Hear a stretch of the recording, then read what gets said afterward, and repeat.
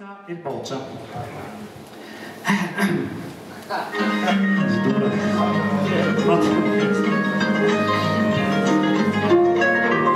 Era meglio se facevo il vecchio.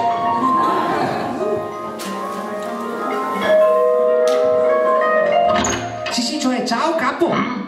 Buongiorno, sono l'obiettore del comune di Rovigo. Sto facendo il giro di quartiere per aiutare i vecchi a stilare il censimento della popolazione e di abitazioni 2011. Vuoi una mano?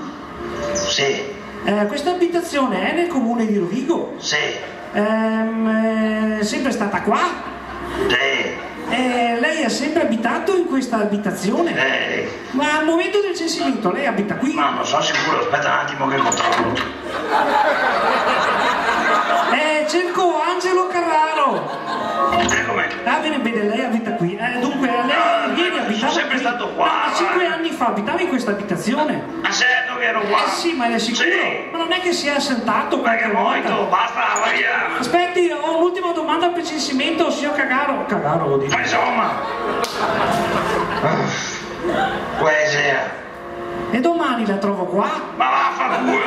Bene, grazie, sorrida che riso fa un sangue.